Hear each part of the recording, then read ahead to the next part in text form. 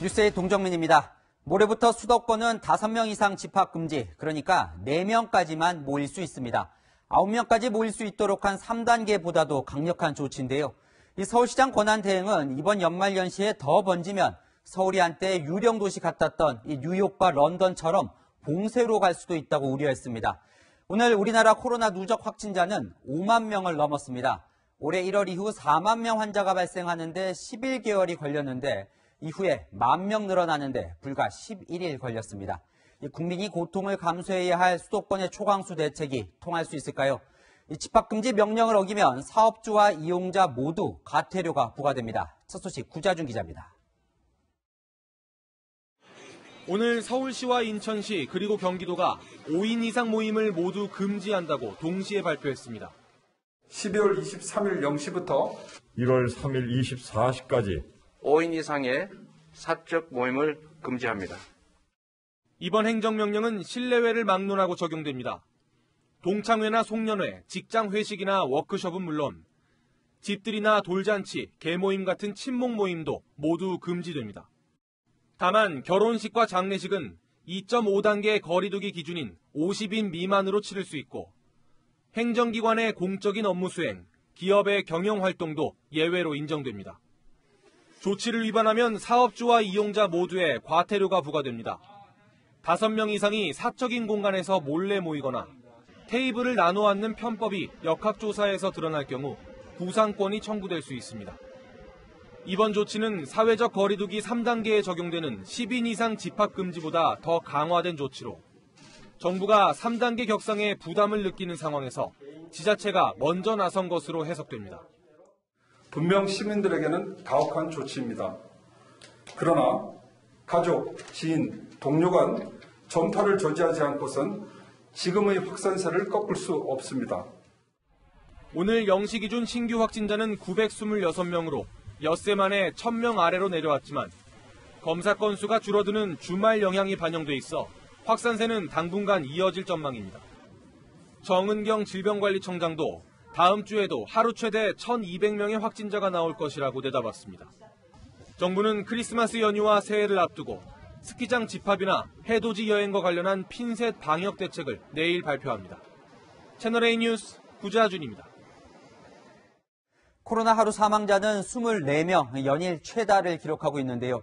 지난 일주일간 사망자의 95%는 60세 이상이었습니다. 이 고령층이 모여있는 요양병원은 그만큼 치료가 시급한 곳이죠. 그런데 실상은 사각지대 수준이었습니다. 외부 병상이 부족하다 보니 요양병원에서 확진자가 나오면 그냥 격리만 된 채 제대로 치료를 받지 못해 사망자가 늘고 있습니다. 이다희 기자입니다. 집단 감염이 발생한 경기 고양시의 한 요양병원은 현재까지 입소자와 종사자를 포함해 모두 55명이 코로나19에 감염됐습니다.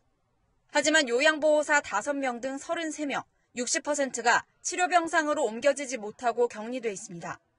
병상이 안 나오니까 못 빠져나오는 거예요. 중앙에서 결정하는 거예요. 병상이 나와야지 경기도에서 병상 배정을 하거든요. 최근 일주일간 사망자 81명 가운데 요양병원 등 의료기관에서 감염된 사례가 40명으로 절반을 차지했습니다. 감염에 취약한 고령층, 기저질 환자가 많아 확산 속도는 빠르고 치료 인력은 부족하기 때문입니다. 간병에 대한 인력들이 또 부가적으로 또 있어야만이 환자를 케어할 수 있기 때문에 그런 점이 아마 그 전원의 어려움을 낳고 있다고 판단이 되기 때문에 집으로 찾아가 서비스를 제공하는 방문 요양보호사의 경우 바이러스 전파 위험이 높지만 선제검사 대상에서는 제외된 허점도 있습니다. 검사 같은 것 좀 한번 해봤으면 좋겠고 제일 필요한 거는 마스크거든요. 그런데 그 지원이 없어서.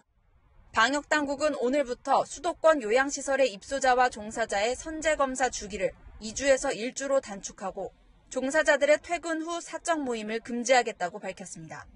하지만 지자체마다 늘어난 검사량을 감당할 여력이 부족하고 종사자 개인의 동선을 일일이 감시하고 처벌할 수 없는 한계가 있다는 우려도 나옵니다. 채널A 뉴스 이다혜입니다. 확진된 의료진이 확진 환자를 돌보는 상황, 요양병원 상황이 이 정도로 열악합니다. 남영주 기자가 차마 요양병원을 떠나지 못하고 있는 이 확진된 간호사의 절절한 목소리를 전해드립니다. 집단 감염으로 시설 전체가 격리된 수도권의 요양병원. 고령의 확진자 20여 명을 돌보는 의료 인력은 간호사 1명뿐입니다. 본인도 코로나19 확진 판정을 받은 뒤 매일 고열에 시달리지만 다른 환자들을 살피면서 쪽잠으로 하루하루 버티고 있습니다. 24시간 풀로 일을 하고 있는 거예요. 한 시간도 제대로 못 쉬고 누군가는 환자를 돌봐야 되잖아요. 내가 코로나 걸렸다고 이 환자를 안 볼 수는 없잖아요. 중증 환자는 코로나19 지정병원으로, 경증 환자는 생활치료센터로 보내야 하지만 모두 병상이 부족해 코호트 격리된 병원에서 대기해야 하기 때문입니다. 누워있는 사람들이에요. 그럼 기저귀, 오줌 다 누워서 받아내야 되는데 그걸 저 혼자 할 수는 정말 없거든요. 근데 식사도 계속 호줄로 밥 주는 것도 다 해야 되고 하는데. 간호사는 생활치료센터 배정을 받았지만 치료센터에 가는 걸 스스로 포기했습니다. 가족들은 제가 생활보호센터에 들어간 걸로 알고 있어요. 근데 도저히 내가 거기를 가면 여기 볼 사람이 없는 거예요, 아무도. 그래서 저는 그냥 남았어요, 여기에. 오늘로 격리된 지 일주일째. 자신의 체력이 고갈되는 게 점점 두려워집니다. 여기 있는 환자들을 빨리 다른 병원에 이제 그 코로나 관련 치료하는 병원에다가 입원을 시키는 게 가장 급선무예요. 집중 치료가 필요한 중증 노인 환자들에게 감기약을 주는 게 전부라며 긴급 상황을 대비한 환자 이송 대책이 시급하다고 간절하게 호소했습니다. 채널A 뉴스 남영주입니다. 만삭의 산모가 코로나 검사 결과를 기다리다 아이를 잃는 일이 있었는데 또 다른 비슷한 산모 사연도 청와대 청원으로 올라왔습니다.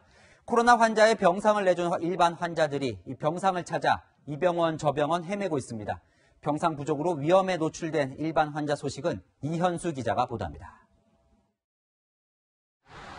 군대에서 사고로 의식불명이 된 아들을 9년째 간호하고 있는 어머니는 지난 주말 날벼락 같은 소리를 들었습니다. 코로나 전담병상 확보를 위해 자리를 비켜달라는 요청을 받은 겁니다. 집에 갈 수 없는 상황이니까 다른 병동으로 뿔뿔이 이제 흩어졌죠. 아수라장이 되고 막 나라에서 지시한 대로 하는 거니까 어쩔 수 없다. 경증 환자들은 강제 퇴원 조치됐고 1급 환자들은 빈병동으로 옮겨졌지만 의료진마저 부족한 실정입니다. 인공호흡기도 있고 기계가 많잖아요. 병실이 좁으면은 도저히 원짝달싹 할 수가 없는 상황이에요. 시스템이나 이런 거는 뒷받침이 아직 안 돼 있고 이러니까 모든 게 다 이제 어설프고. 최근 3주간 코로나19 위중증 환자 수는 3배 가까이 폭증했습니다. 병상 부족으로 일반 병상을 코로나 전용으로 돌리다 보니 일반 환자 치료에도 차질을 빚고 있습니다. 응급 환자라도 코로나19 검사가 우선되면서 제때 진료를 받지 못하는 경우도 늘고 있습니다.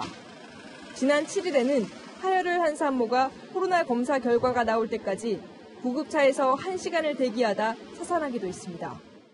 코로나 음성 확인 안 되신 환자다 보니 별도의 방을 마련하고 보호 장비까지 시간이 걸리고 해서 또 다른 만삭 산모도 열이 난다는 이유로 응급실에 들어가지 못해 사살했다는 사연이 국민청원에 올라오기도 했습니다. 응급실에 더 많은 음압 격리실과 일반 격리실을 확보해야 되고 신속한 검사를 통해서 확인하는 절차가 필요합니다. 정부는 아직은 의료체계가 감당할 수준이라고 밝혔지만 곳곳에서 의료 공백으로 인한 피해가 속출하고 있습니다. 채널A 뉴스 이현수입니다. 기저질환도 없었던 30대 간호조무사가 코로나 확진 판정을 받고 이틀 만에 숨졌습니다. 앞서 2차례 진단검사 때는 음성이 나왔었다는데요. 이게 어찌된 일일까요? 배유미 기자가 보도합니다. 병원 입구에 임시유진 안내가 붙었습니다. 이 병원 간호조무사 1명이 사흘 전 코로나19 확진 판정을 받고 어제 숨졌기 때문입니다. 이곳에 최근 확진자 3명이 2차례 다녀간 사실이 확인돼 이 병원 의료진은 지난 5일과 10일 2차례 진단검사를 받았습니다. 간호조무사를 포함해 의료진 모두 2차례 검사에서 음성 판정을 받았습니다. 발열이 있으셔갖고 보건소에서 검사하신 것 같아요. 7일 날 음성 받으셨고. 하지만 숨진 간호조무사는 의심 증상이 이어졌고 경주시내병원에 입원 중이던 지난 17일 호흡곤란 증세가 심해져 경주 동국대병원으로 옮겨졌습니다. 하지만 이튿날인 18일 코로나19 확진 판정을 받았고 이틀 뒤 결국 숨졌습니다. 특별한 기저질환은 없었습니다. 2번이나 음성 판정이 나왔는데 결과가 뒤집히고 사망에 이르자 시민들은 불안합니다. 2번이나 검사했는데 왜 음성 판정이 나오냐고. 검사해보면 많을까. 방역당국은 진단검사 결과 자체는 문제가 없다는 입장입니다. 확진자와 접촉이 있은 이후에 잠복기를 거쳐서 또 검사를 통해서 양성으로 되기 위한 어떤 시간이 필요하기 때문에 숨진 간호조무사의 동료도 2번의 음성 판정 뒤 18일 세 번째 검사에서 양성 판정을 받았습니다. 채널A 뉴스 배윤입니다. 송년 모임도 못하는 최악의 연말을 맞게 됐는데요. 어쩌다 이렇게 된 건지 경제정책산업부 김단비 기자와 살펴보겠습니다. 네. 자, 김 기자, 이 백신부터 살펴보죠. 아직도 백신을 못 구한 가장 큰 이유가 뭘까요? 네, 한마디로 방심했다고 볼 수 있습니다. 사실 대구 경북 1차 대유행이 진행되던 지난 2월과 3월만 하더라도요. 다른 나라도 백신 경쟁에 이렇게까지 치열하게 돌입하진 않았습니다. 다만 이 씨앗을 뿌리는 작업들은 분명 있었습니다. 이 미국의 경우 7월에 화이자 측과 공급 체결 계약을 맺었는데요. 화이자가 임상 1상과 2상을 시작하던 3월과 4월부터 계약을 위해서 꾸준히 물밑 작업을 벌여왔고요. 가시적인 성과 3상이라는 성과가 나오자 곧바로 계약을 추진할 수 있었습니다. 네, 2월에는 놓쳤다고 해도 일본은 이 여름부터 뛰어서 지금 이제 5억 회분을 구했다고 하는데요. 우리도 여름부터 백신 TF팀을 꾸렸잖아요. 그렇죠. 7월만 해도 우리 일본과 우리나라의 상황이 크게 다르진 않았습니다. 일본에서는 그 백신 협상팀이라고 해서요. 협상만 전담으로 하는 팀이 꾸려졌고 우리나라도 마찬가지로 백신 수급 TF팀이 만들어집니다. 이후에 전략에서 차이가 좀 납니다. 우리나라는 임상 3상까지 안전성이 입증된 제품을 구매하자는 원칙이 있었기 때문에 해외 백신 동향을 오랜 기간 검토하고요. 백신 선구매에 대해서는 주저했습니다. 또 확진자가 100명대를 유지하자 K-방역을 믿고 자만했다는 비판도 나오는데요. 반면 일본의 상황은 좀 다릅니다. 이 전담팀이 꾸려진 다음에 곧바로 제약사의 면책권을 인정해주는 법안을 처리했습니다. 백신 접종 후 부작용이 생겼을 때 국가가 책임져 준다는 내용인데요. 제약사의 부담을 덜어주는 전략이 계약에 유리하게 반영된 것 같습니다. 네. 전문가들에게 얘기를 좀 들어봤죠. 예, 맞습니다. 제가 취재한 한 전문가는요. 우리나라가 그렇게 접촉이 늦었던 건 아니다. 하지만 계약 당시에 이 제약사의 면책 요구를 들어줄 준비가 안 돼 있었다. 이렇게 얘기를 하는데요. 백신은 이 팬데믹 상황에서 일종의 보험 같은 겁니다. 먼저 확보를 우선하고 그 뒤에 안전성 여부를 따져봤어야 하는데 상황 판단을 제대로 하지 못한 것 같습니다. 네, 이 공무원들이 책임지지 않으려는 보신주의도 한몫했다. 이런 지적도 있던데요. 네, 메르스와 이 신종플루를 겪으면서요, 공무원들에게는 일종의 트라우마가 생겼다고 합니다. 신종플루 때만 해도 백신 재고 처리 문제 때문에 한 달간 감사를 받기도 했었는데요. 네. 이 코로나 백신 확보가 한창이던 지난 9월에는요, 우리나라의 독감 안전성 문제도 불거졌었죠. 그때 이 접종이 한 달간 좀 이렇게 접종이 중단되는 일도 있었습니다. 그랬었죠. 이 때문에 공무원 위주로 구성된 이 백신 TF에서도 코로나 백신만큼은 이 선구매를 더욱더 신중히 해야 한다. 이런 분위기가 형성됐다고 합니다. 이 책임지고 컨트롤 타워 역할을 할 수 있는 사람이 있었는지 확인하기 위해서 저희 취재진이 여러 방면으로 이 백신 수급 TF 명단을 파악해 보려고 했는데요. 정부는 공개를 하지 않고 있습니다. 팀장도 지금 공개가 안 돼 있는 거죠. 자, 네. 그러면요. 이 병상 부족 문제는 왜 이렇게 심각해진 겁니까?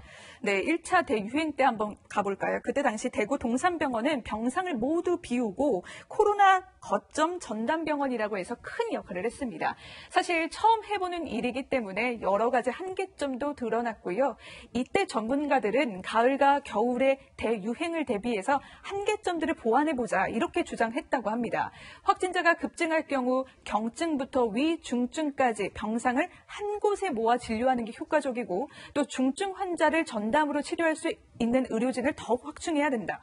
또 제대로 된 확실한 보상이 있어야 된다. 이렇게 조언했지만 결과적으로는 반영되지 않았다고 합니다. 저와 통화한 전문가는요. 이 수도권의 거점 전담병원을 지정해야 한다. 이렇게 정책 제안을 수차례 했지만 네. 반영되지 않았다고 말했습니다.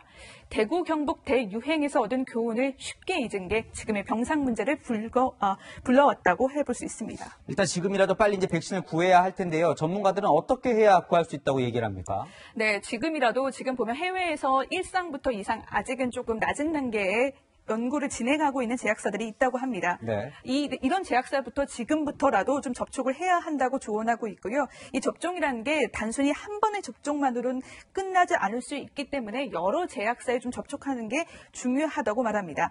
지금 임상 1상 또 2상에 머물러 있지만 개발 가능성이 높은 곳부터 이게 연결고리를 만들어 보고요. 백신 수급 계획을 재정비해야 한다. 이렇게 조언했습니다. 네, 그럼 전문가들 이야기를 충분히 들으면 좋겠네요. 네, 지금까지 김단비 기자와 살펴봤습니다.